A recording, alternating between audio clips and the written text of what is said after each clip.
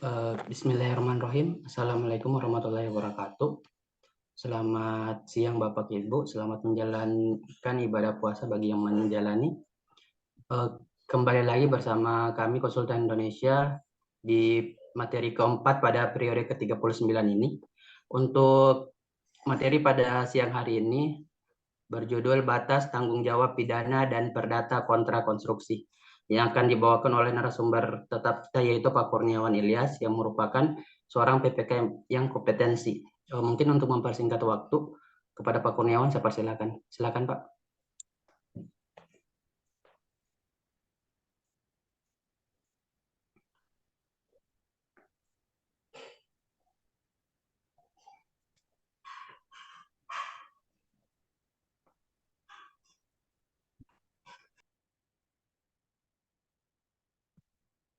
Baik, Assalamualaikum warahmatullahi wabarakatuh.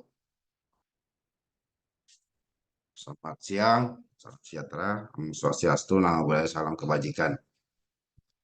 Materi hari ini sebenarnya materi tertunda ya dari materi sebelumnya karena berbagai kesibukan, kegiatan sehingga sangat sempat untuk disampaikan di hari Ahad ini ya, hari Minggu ini.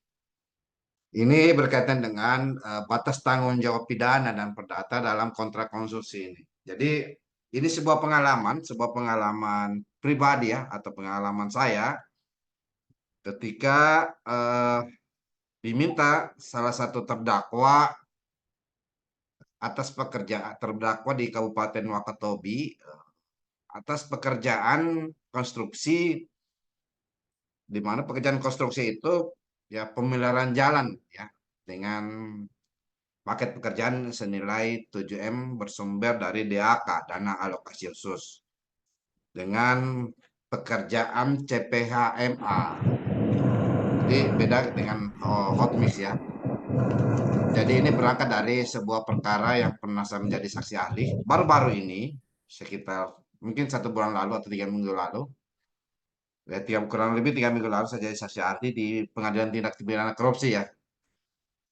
Akhirnya saya terinspirasi untuk mengangkat ini supaya sebenarnya sudah ada kekeliruan massal. Jadi ada sebuah kekeliruan massal, ada sebuah apa entah kejahatan sistematis, tapi kekeliruan massal ya, kehilapan secara massal.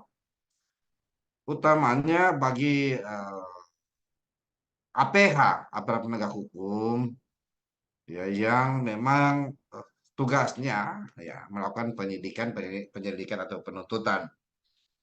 Sehingga hal ini yang perlu diluruskan pemahaman itu gitu. Jadi dalam kontrak konstruksi itu kita ketahui ada 2 aspek sebenarnya. Pertama, aspek apakah itu perbuatan melawan hukum ya. Kalau perbuatan melawan hukum berarti kan tanggung jawabnya ya, tanggung jawabnya ini adalah berkaitan dengan ganti rugi ya, ganti biaya. Jadi di pasal 1236 KUH Perdata ini khusus untuk perbuatan melawan hukum ya, 13. Debitur wajib memberikan ganti biaya kerugian. Jadi kalau ada persoalan kontrak konstruksi yang menyebabkan kerugian pada kreditur, dalam hal ini pengguna anggaran, PPK, tentu ini akan berkaitan dengan apa namanya, kewajibannya memberikan ganti biaya kerugian atau bunga gitu. Ini yang paling penting ya, yang paling penting. Jadi ini pasal 1236 KUH Perdata. Jika itu perbuatan melawan hukum, diatur juga pasal 1372 perbuatan melawan hukum. Jadi sangat jelas bahwa ini akan berkaitan dengan apa namanya penggantian kerugian yang menurut kedudukan dan kemampuannya itu sendiri ya. Gitu. Jadi ini yang penting ya. Pasal 1372 ayat 1 dan ayat 2 ya. Juga penggantian kerugian dinilai menurut kedudukan dan kemampuan kedua pihak dan menurut keadaan.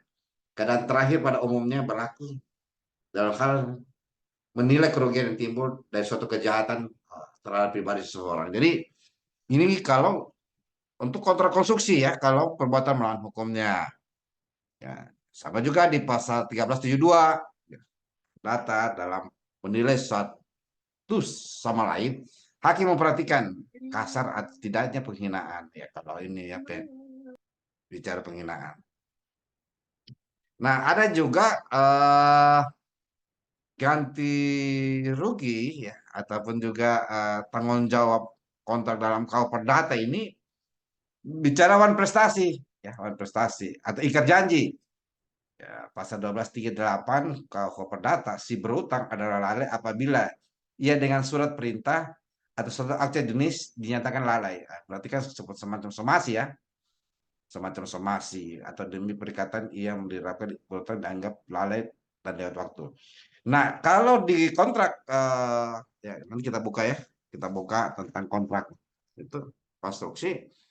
Ya ada penggantian biaya juga, bunga ya, termasuk juga ganti rugi biaya, ganti rugi dan bunga. Jadi ini kontrak konstruksi. Jadi dia masuk sebenarnya dia masuk wilayah perdata ya, bisa masuk di wilayah pidana. Manakala ketentuannya berikut. Nah, ini kita lihat ya di saya lupa ya, saya lupa. Ini kita lihat di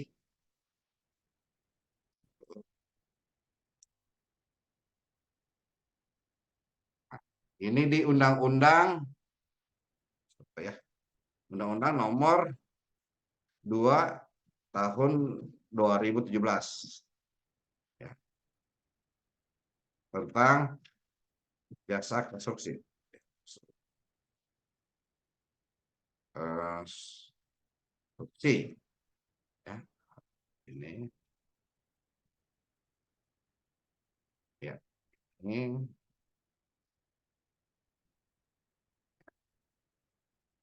harus diingat ada batasan atau demarkasi ya, demarkasi eh, kontrak konstruksi itu bisa masuk ya kalau ada pengaduan ya, ada pengaduan masyarakat bisa masuk di wilayah pidana.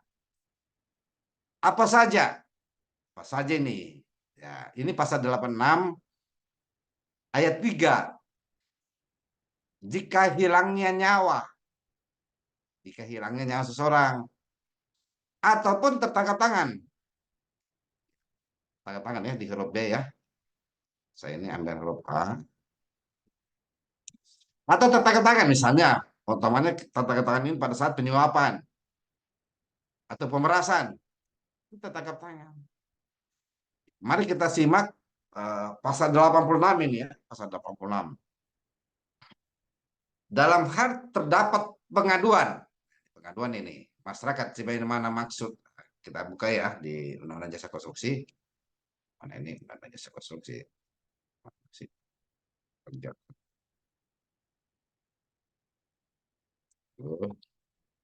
Undang Jasa Konstruksi.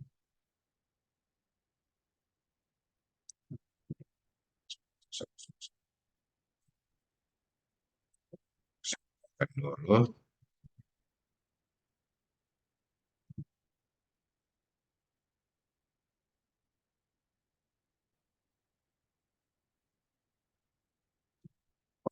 Apa dia?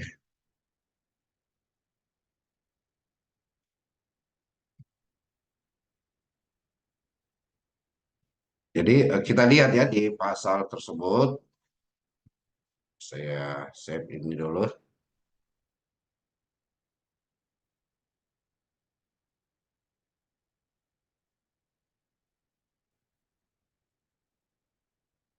Iya, saya simpan di peraturan hukum ya.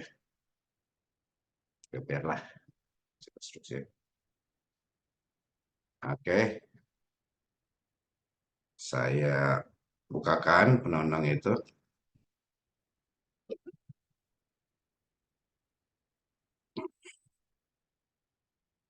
Ya, ya, konstruksi ya.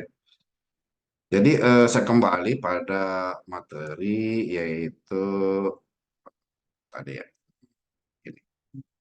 Jadi ketentuannya ini berkaitan dengan ya, berkaitan dengan apa? jika ada pengaduan ya, jika ada pengaduan masyarakat akan adanya dugaan kejahatan atau pelanggaran yang disengaja penyelenggaraan konstruksi ya, penyelenggaraan jasa konstruksi, proses pemeriksaan hukum. Nah, gini. Jadi proses pemeriksaan hukumnya tidak ada pengaduan lah kepada PH gitu misalnya. Proses pemeriksaan hukumnya terhadap pengguna jasa atau penyedia jasa dilakukan dengan tidak mengganggu dan menghentikan proses penyelenggaraan jasa konstruksi. Ya periksa saja pengguna jasa, tapi jangan hentikan penyelenggaraan jasa konstruksi. Itu penting. Nah, selanjutnya, dalam hal terdapat pengaduan masyarakat, kita bicara pengaduan, saya tarik dulu ya. Saya harus kirim pengaduan.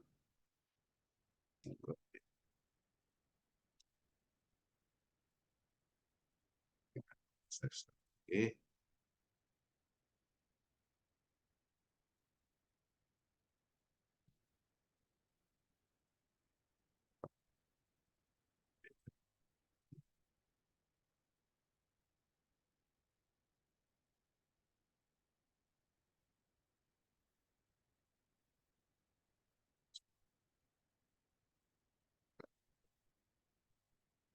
Ya, jadi dalam hal terdapat pengaduan masyarakat, ya, sebagaimana dimaksud pada pasal 85 ya, apa sih pasal 85? Nanti kita sebut cari ayat 1 huruf B terkait dengan kerugian negara nih. Ah, ini betul. Jadi ada terkait dengan kerugian negara dalam penyelenggaraan jasa konstruksi. Kalau ada kerugian negara ya, kalau ada pengaduan lah dari LSM atau siapa ya,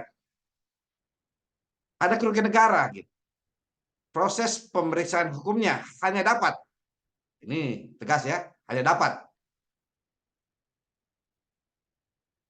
dilakukan berdasarkan pemeriksaan lembaga yang bertanggung jawab, ya, hanya dapat dilakukan oleh yang bertanggung jawab, memeriksa pengolahan dan tanggung jawab yang ya, berdasarkan hasil pemeriksaan lembaga yang berwenang untuk memeriksa pengolahan dan tanggung jawab pengelolaan keuangan negara.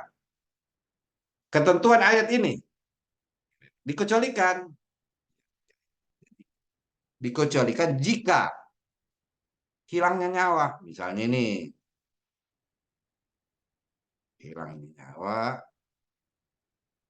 ini ya, Undang-Undang Tipikor ya, pasal 7 ayat 1 huruf A, ya, Undang-Undang 20 2001 yang berasal dari pasal 387 dirujuk Undang-Undang Nomor 3 tahun 71. Ya.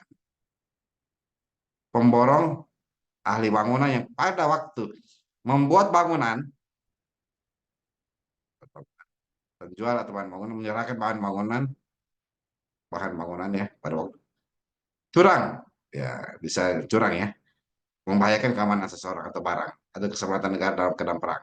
Ini jadi dikecualikan ini, bisa dihentikan pelaksanaannya ini kalau kecuali tangan ya,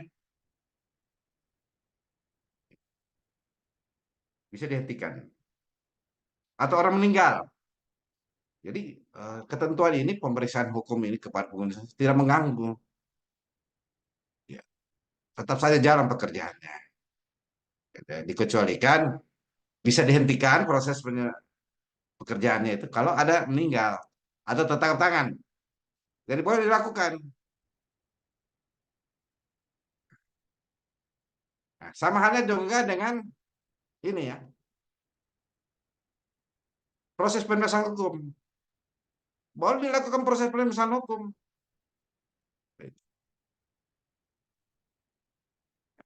Jadi kalau ada kerugian hanya dapat dilakukan hasil pemeriksaan atau lembaga yang berwenang. Kecuali tertangkap tangan ya. Jadi tidak masuk APH. Saya tertangkap tangan ya. Gitu. Atau kecuali hilangnya nyawa. Jadi tidak ada APH sini penegak hukum. Semua pada pengembalian. Kalau suap menyuap, oke. Oke, kita buka ya tentang pasal 85 ini dan apa-apa yang menjadi ganti kerugian ya atau ganti rugi, bisa ganti kerugian, penggantian. Oke, kita buka.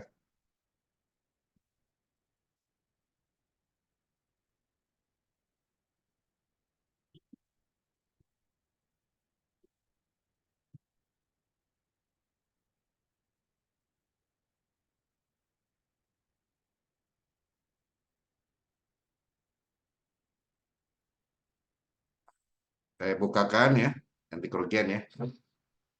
Ini jadi tidak ada tidak boleh ada pemeriksaan penegak hukum ya, kecuali apa ya, ini dia ini ya undang-undang ini belum dicabut ini. Ini terakhir ini kan Undang-Undang 6 deh 2023 eh, diubah ya 11 2020, Perpu 2 2022 dan terakhir 6 ya 2023 ya. Oke, dan kerugian ya, kerugian. Ini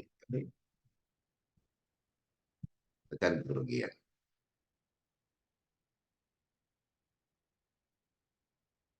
Apa ini? Ya, kontrak ya.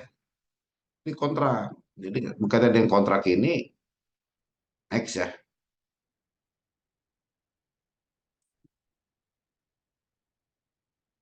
Ya, dikenakan ganti rugi gitu.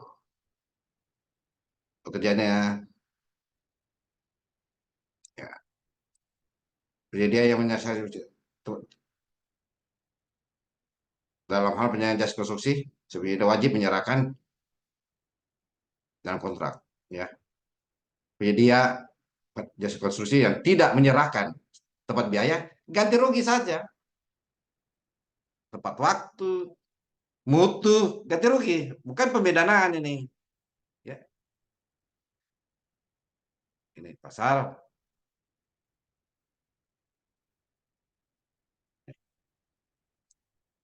54 ya, ganti rugi gitu.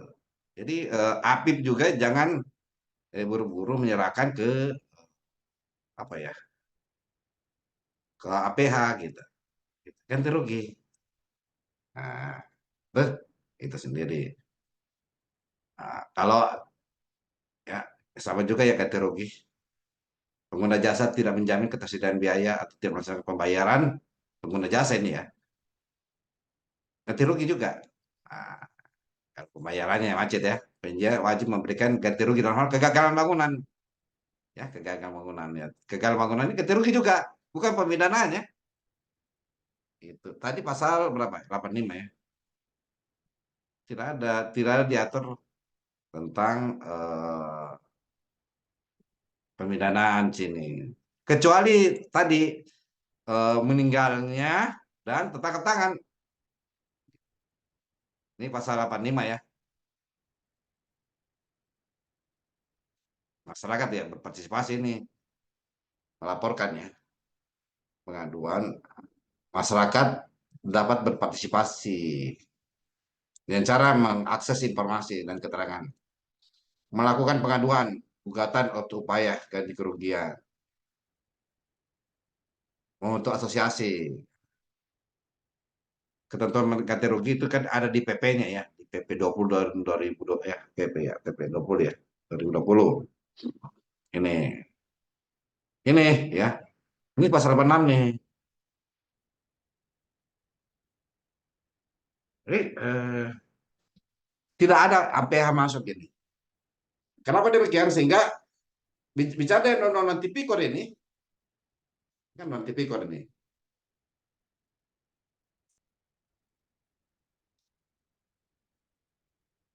30 ya. Dengan Nah, ini non tipikor. Saya bukakan lagi.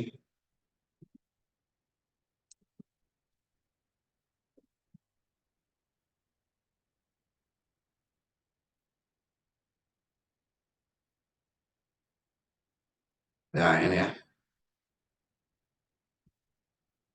Ini ditambah Nah, ini pengalaman ya waktu jadi saksi ahli di perkara peningkatan jalan.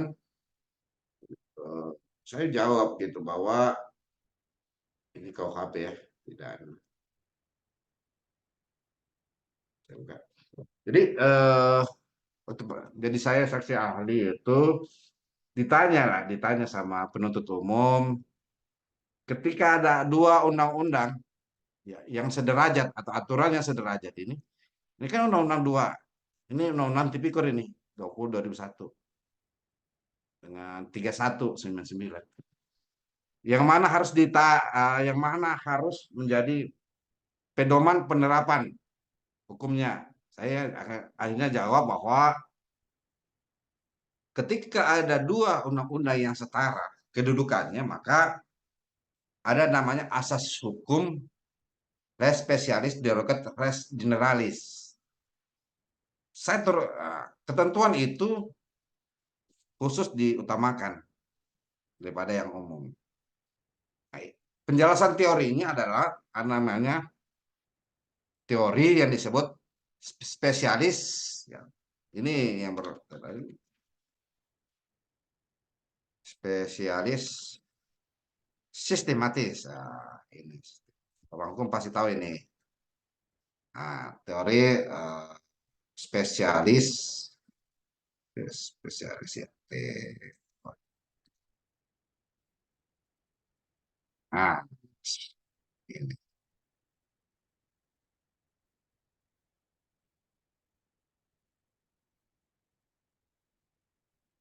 spesialis ya.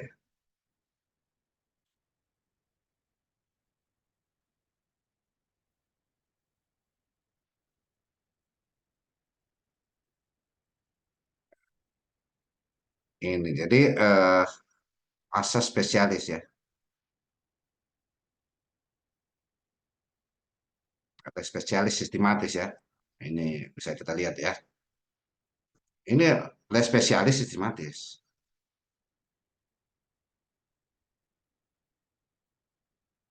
Ya. Kedudukan pengaturan kekhususan ya. Nah, ini dia. Kalau dalam tindak pidana kebayaran itu ada namanya les spesialis sistematis sendiri ya. Jadi tindak pidana kepabeanan ini adalah les spesialis sistematis. Ada tindak pidana kepabeanan. Jadi kalau ada persoalan penerimaan ini ya ini disertasi ya. Ya disertasi di tahun program dokter ya tahun 2020 ini. Jadi disertasi Yuliana ini Yuliana tentang asas spesialis sistematis. Itu penjelasannya. Jadi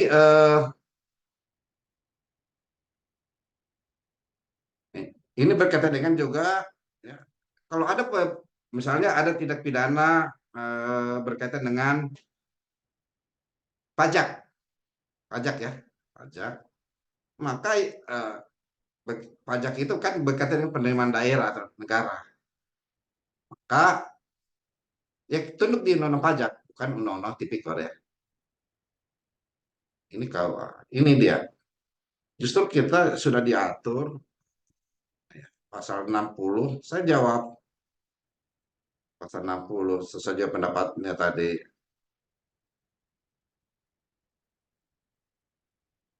Ini ya, jika suatu perbuatan masuk aturan pidana umum, kan umum dulu itu ya tipikor, semua dia bisa sapu gitu.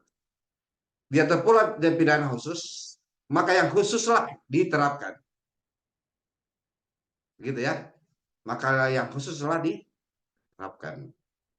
Gitu. Jadi itu asas yang disebut oleh tadi disertasinya Yuliana ini. Ya,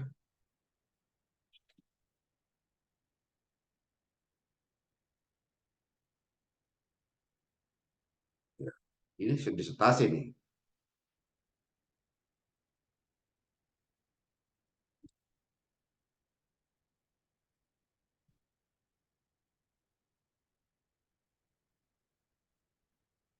Kalau kecil ya.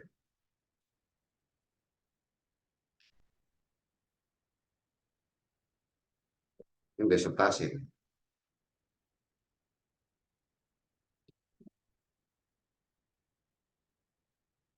Bahasa spesialis.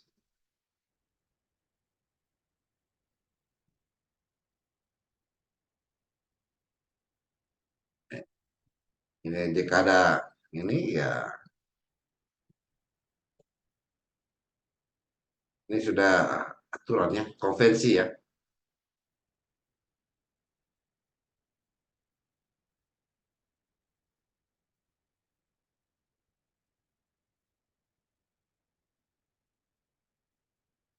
Ini ya. Tindak pidana kepabeanan ya, kepabeanan. Undang-undang pabean ya. Dia adalah lex specialis sistematis.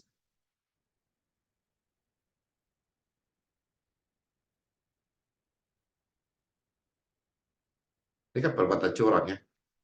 Smuggling, smuggle ya. Ini kan berkaitan dengan pendapatan ya, PNBP. Ini berkaitan dengan PNBP nih. Penyeludupan, kekurangan nyata, yang pasti jumlahnya perbuatan melawan hukum yang sengaja atau lalai. Berasal dari pungutan negara ini. Yang tidak dibayar di store ke kas daerah berupa, ini tadi PNBP. Tapi begitu ada perkara itu tipikor, ya maka tunduklah kepada PNBP ini. Itu. Ya. Demikian penjelasannya. Baik Pak. Terima kasih atas pemaparan materinya Pak Kurniawan Ilyas terkait materi batas tanggung jawab pidana dan perdata kontrak konstruksi. Mungkin Bapak Ibu yang mau bertanya ataupun mau berdiskusi dengan Pak Kurniawan mengenai seputar materi kita pada siang hari ini, dipersilakan bisa raise hand ataupun menuliskan pertanyaannya pada kolom chat. Pak Agus, mungkin Pak ada yang mau ditanyakan atau mau didiskusikan kepada narasumber kita seputar materi kita pada siang hari ini? Pak Gus. Atau Pak Haji? Mas ya. Atau Pak Siwam Budi, ada yang mau ditanyakan Pak mengenai seputar materi kita pada siang hari ini? Sebagai pemeriksa mungkin Pak Siwam Budi kan sering ya DNA PH. Mungkin ya. Cukup ya mungkin. Nah, ya mungkin Pak. Sudah jelas. Ya, ada yang mau disampaikan dulu lagi Pak? Pertama ya, apalagi yang profesi dari auditor ya atau pemeriksa, ya, sudah sewaktunya mendiskusikan kepada APH hal yang bisa masuk pidana di kontrak konstruksi itu berkaitan dengan tata tangan dan pekerjaan itu menimbulkan kehilangan nyawa ya. Jadi bisa dihentikan pekerjaan jika kehilangan nyawa proses pekerjaannya ataupun tata tangan. Yang kedua, ya, kontrak konstruksi itu berkaitan dengan kerugian itu hanya bisa diproses ya untuk lembaga yang berwenang melakukan pemeriksaan. Jadi tidak lewat APH lagi ya, tidak lewat APH lagi.